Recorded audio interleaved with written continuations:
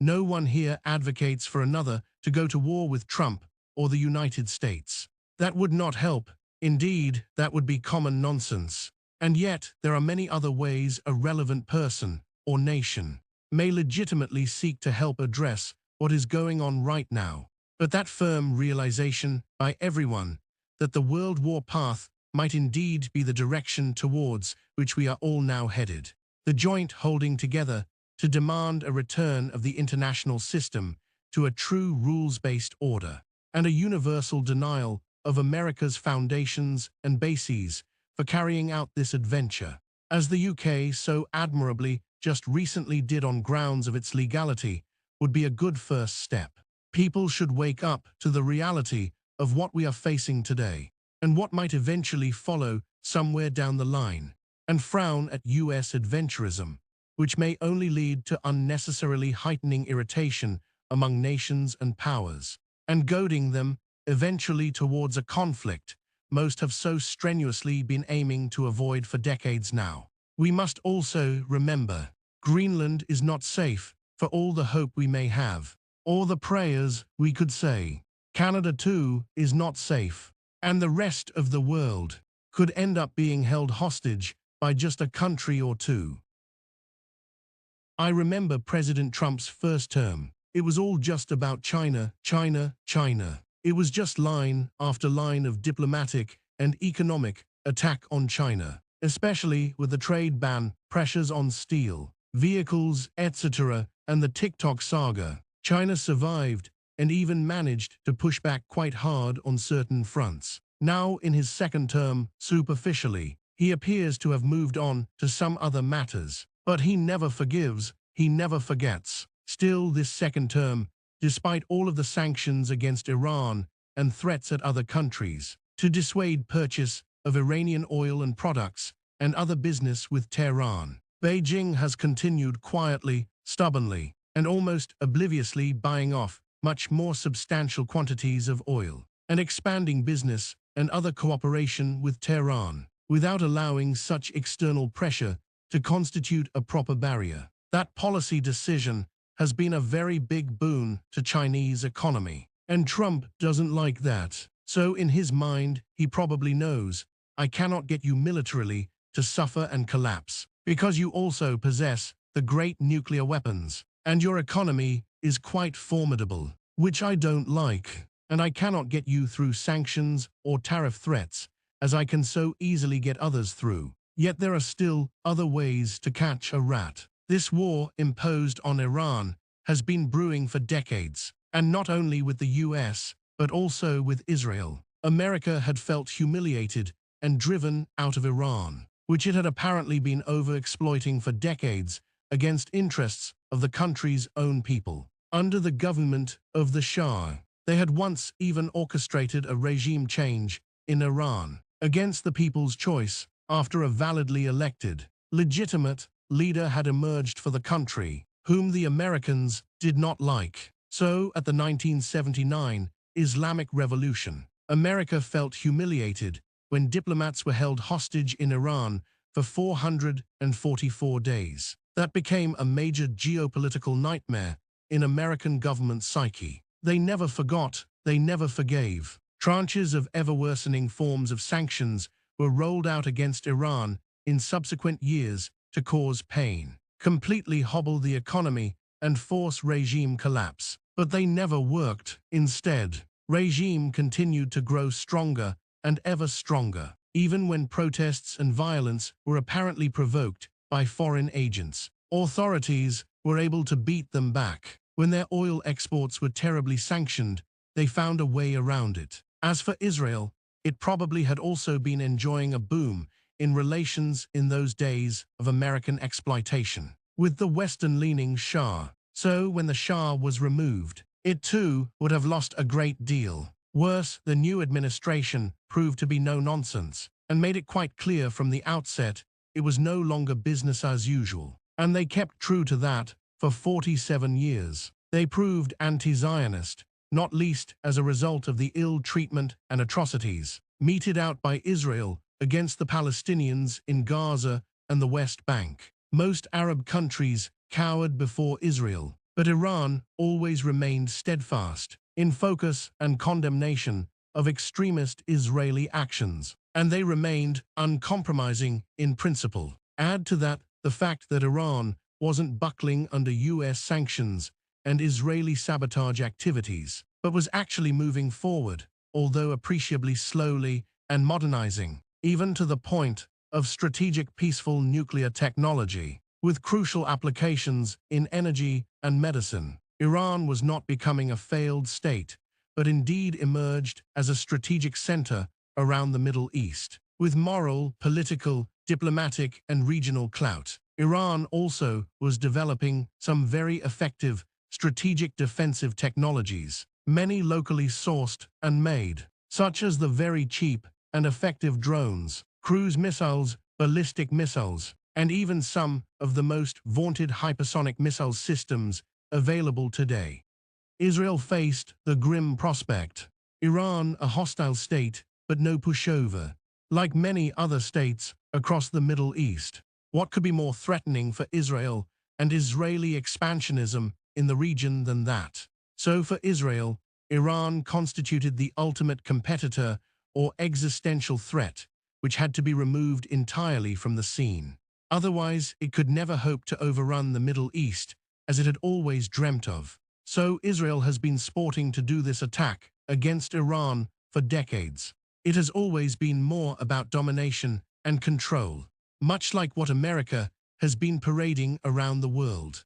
And Israel, a newcomer to this, were it to start and succeed in the Middle East, it might also begin to extend tentacles of that much farther across the world.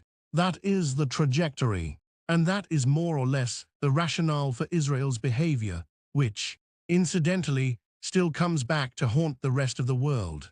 Israel is not a great power now. Look how it treats the rest of the world. For the US, however, the immediate motive is more varied and complex. First, it would like to avenge, pay back for that perceived Islamic Republic humiliation all those 47 years ago. Second, it would support a strategic ally. In a vicious war, the ally probably would emphatically lose, were it to be allowed to fight one-on-one. Third, with the dominance of Israel in the Middle East, all of it would simply become Washington's back lawn. Fourth, Trump is very much invested in the disruption, even destruction and control of Iran, as a way to strangulate China economically and more. Despite the sanctions against Iran, China still buys up to 80% of Iran's well-subsidized oil without compunction. Any takeover of Iran could see China lose such proximate, easy and strategic partner and energy source, severely impacting the economy and further growth. And that could merely have been just one step in perhaps a long series to increasingly commandeer and isolate China from its sources of energy, as we yet saw happen with Venezuela, a China partner energy source, a BRICS Plus partner and potential member. Fifth, Iran is a BRICS Plus country. Taking over control of Iran could be a ruse at effectively putting a knife into the very heart of BRICS Plus and effectively reversing Iran's membership. Trump has already made clear his distaste for BRICS Plus and has vowed to tear it apart. Thus, the Iran attack could be much more than just a simple move. For Trump, this might not even be mainly about Iran itself. It could actually be a vengeful lashing out against BRICS Plus, killing many birds just with one stone. And most importantly, China, whom he regards as the United States' most strategic competitor and so adversary. Unfortunately, most countries around the world, and especially Europe, seem to be taking this incident relatively lightly. Even they who know what it means to cause and fight the world wars, and seem not to be able to connect the dots and see the pattern in Donald Trump's behavior. They might imagine that this is just a localized affair, having nothing to do with them, or that this may actually be serving their own interests. And they may be all wrong, except they be comfortable by the time the US has eventually overrun their territories and de facto owned them, and then begins disposing of them individually as they deem fit. then the US might, as is already happening now across the United States of America, decide that, no, we don't like the Spaniards. They look too much like the South Americans. Or we don't like the French. They are too much like the Spaniards. Or are too philosophical and freedom-aligned, and might be an upset risk to the great United States project, and so expel them from the Greater America project. Same for many others within the European community. Only the most appropriate might be allowed into the United States fold or the new American world order.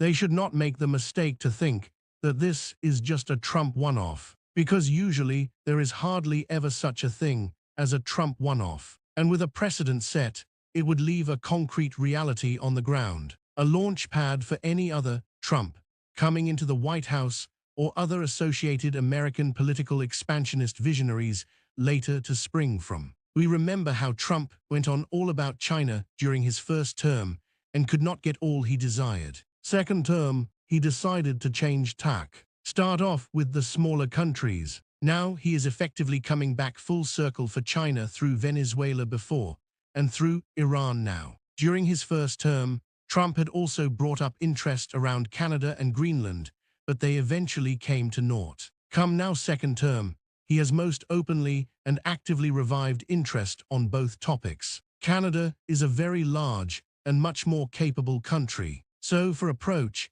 he had ruled out military takeover right from the start, partly in order to rub Canada soft into complacency. By the time he will have been ready to strike, that will be another matter, even if it were to turn out not military. By the time Trump's America might have acquired much of the rest of the world's energy and strategic location points, then he could just simply squeeze Canada economically, etc., until surrender to status as America's 51st state. With regard to Greenland, small and Denmark held, Denmark being a very small and almost militarily inconsequential country compared to the US. From the beginning, Trump widely kept the option of military action open, only walking back that track when he felt the overwhelmingly unfavorable reaction of the vast majority of other NATO members. He had come on board with quite a lot on his agenda. Starting with Russia, he had paused.